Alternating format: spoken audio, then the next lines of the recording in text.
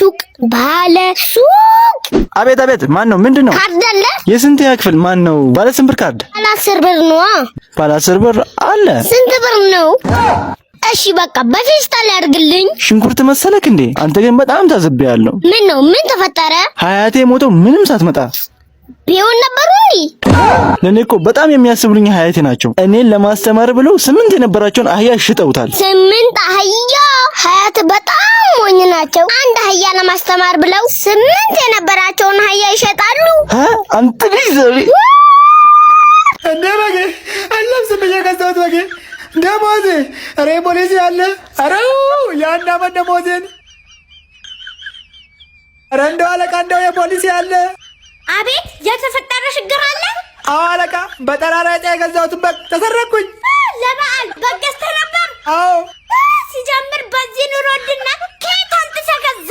እስከሚጠራ ድረስ ወደ ማረፊያ።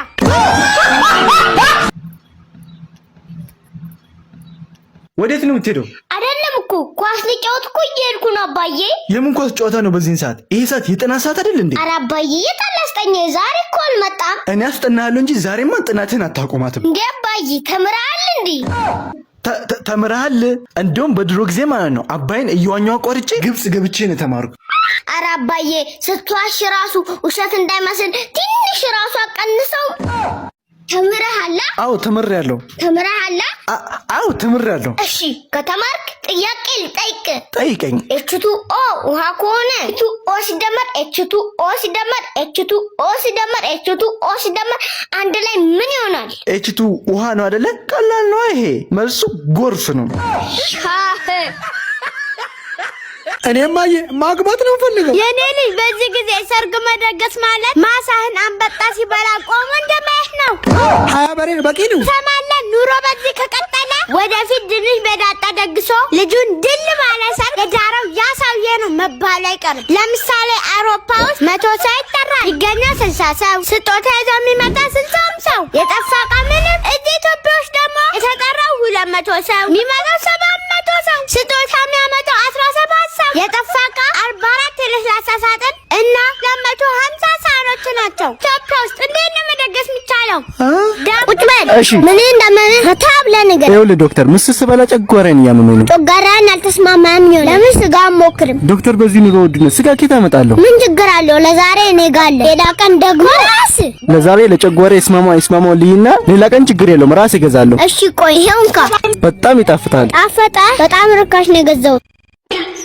እሺ ወይዘሮ ማማ ዝናሽ ሲቪሽን እንዳየው ከሆነ እንግሊዝኛ በጣም እንደሚችልና ፐርፌክት እንደሆነሽ ያሳያል። አዎ እችላለሁ። የስ ለአንድ ደቂቃ እንግሊዝኛ ካወራሽልኝ ደሞዝሽን 10 ሺህ ብር አደርግልሻለሁ። 10 ሺህ? የምርህን ነው? ማልልኝ። ችግር የለውም። ስለ ቤተሰቦችሽ ንገሪኝ። ዩር ፋሚሊ። እሺ ዝግጁ ነኝ። ደቂቃውን አስጀምሬያለሁ። ማይ ፋዘር ዴድ። ይቅርታ፣ ፈጣሪ ማረው። አሚን። ይቅርታ አባዬ፣ የ10 ሺህ ብር ነገር ሆኖብኝ ነው። ኤንድ ማይ ማዘር ዴድ፣ ማይ ሲስተር ዴድ። ዋት አባውት ዩር ብራዘር? ወንድምሽ ዴድ ማለትም እንዳለ ቤተሰቦችሽ ሞተዋል። ታዲያ ፈጣሪ ያለው ነገር ነው። እኔ ምን ላድርግ? እሺ በቃ ስለራስሽ ምንም ነገር ይሁን አውሪ። እሺ ፈጣሪ ካለ አይ አም ዴድ። ደቂቃውን ያው እንጂ 10 ደቂቃ አለፈ እኮ። የፈጣሪ ያለ ከነገ ጀምሮ ስራሽን መጀመር ትችያለሽ። እሺ በቅድሚያ ግን አንድ ቀን እረፍት እፈልጋለሁ። ስራ ማስጀመርሽና ደግሞ የእረፍትሽ ምክንያት ምንድን ነው? ማይ ፍሬንድ። ምንድን ነው? ምን ሆነ?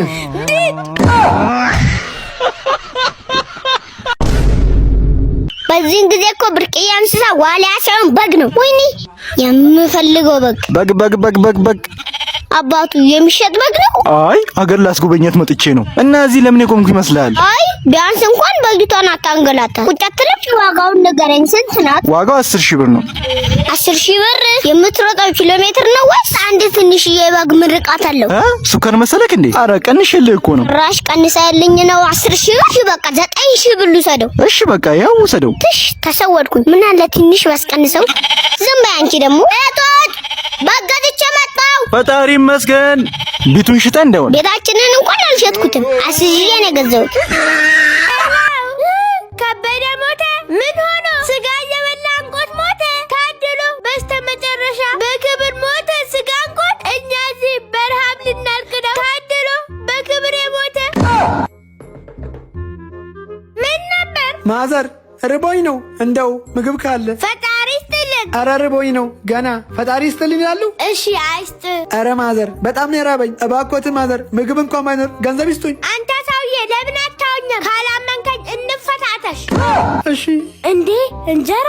እኔ እዚህ በራብ ልሞት ነው። በዚህ ጊዜ ይሄ ሁሉ እንጀራ ተምጥሶ ነው ይዞ የሚዞረው። የኔ ወንድም።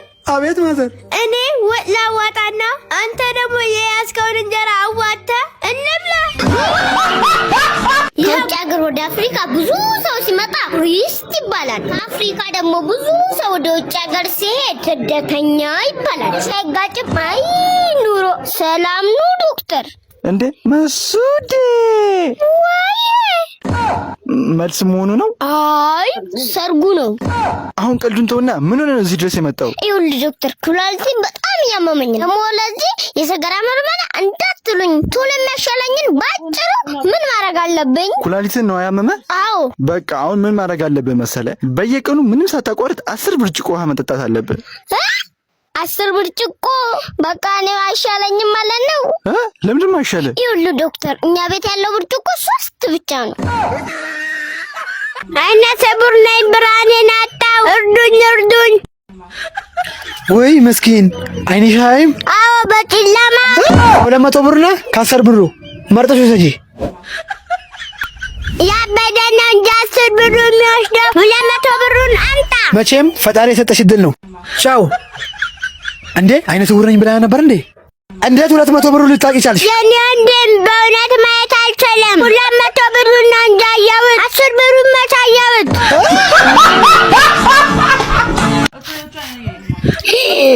እንዴ ለምንድን ነው ትምህርት ቤት ያለከው? በዚህን ሰዓት ኳስ ትጫወታለህ? ደግሞ የባለፈውን የቤት ስራ ለምንድን ነው ያልሰራው? ጎረቤት ጋር እኮ ስላደርኩኝ ነው የቤት ስራም ያልሰራሁት። በምን ምክንያት ነው ጎረቤት ያደርከው? የቤት ስራ እኮ ላለመስራት ነው። የቤት ስራ ላለመስራት? እኔ እኮ በአንተ እድሜ ወይኔ ጀመረው። የቤት ስራ ሳልሰራ አባቴ አንድ ቀን ብቻ እኮ ነው የመታኝ።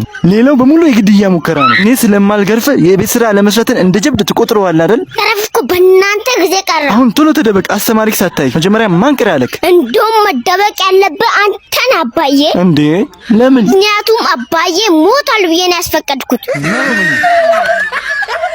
ፈጣሪ አሁን በ600 ብር ቤንዚን እየገዛ ምን አይነት ኑሮ ነው የምንኖረው? ቤንዚንማ በዚሁ ከቀጠለ ኖር ናታ። እንደው ቀብር ረፈደብን። በባጃጅ የሚሸኘን አንድ ሰው እንጣ። ኧረ እንደውም ይኸው የጎረቤታችን ልጅ መጣች። እሷ ተደርሰናለች። እንደውም ገላገለችን። ኧረ እንደው አቁሚልን ያጅ እንደው ተገላገልን። አዎ ተገላገልን። ውይ ጎረቤታችን ይኸው ቀብር ረፍዶብን። ሊፍት ስጭን፣ አድርሽን፣ ሸኝን። በእናትሽ ሸኙኝ። አዎ እባክሽ ብር አልያዝንም፣ ሸኝን። እሺ አሁን ልሸኛችሁ። ኑ እሸኛችኋለሁ። ያ ሸኟችሁ። ለቅሶ ቤቱ ሰራችልን። ኑሮ ከመወደዱ የተነሳ እንቅልፋችን ራሱ አሳይቶ የነሳን ነው። እንዴ አንተ ልጅ ሳታገባ እኮ አረጀክ። ምን እባክህ ብዙ ሰው ጠይቆኝ እምቢ ብያለሁ። እባክህ ማን ጠየቀ? ምን እባክህ አባቴና እናቴ ራሱ አግባ ብሎኝ እምቢ ብያለሁ። ሳክስ፣ ኧረ ውሸት። እንደውም ሳክስ አንተ ነው የምመረው። ኑሮ ስላልተቻለ አንድ ውሸት አስተምረኝ። እሺ አየክ ሰማይ ላይ እህል እየተወቃ ወይኔ አይኔ ላይ ገለባው ገባ። ወይኔ ውሸት ይርገዚ እስክልጳፕ ኦቭ ነው የሚሉን ነገር አሁን ሰለቸኝ። ስማኝስ መስዑድ የሆነ ነገር እያጠናው ነበርና አንድ ነገር አወኩኝ። እሺ የኛ ፕሮፌሰር ምን አጠና? የምድር ክብደቷ እኮ 6 ቢሊዮን 570 ሚሊዮን ጊጋቶን ነው። ሰዎቹን ወዴት አድርገው ነው የመዘኑት? እሱ ይገርማል እንዴ መስዑድ። በቀን እኮ ከ150 ሺህ በላይ ሰው ነው የሚሞተው። እንደዛም ሆኖ ግን ምንም ክፍት የሥራ ቦታ የለም።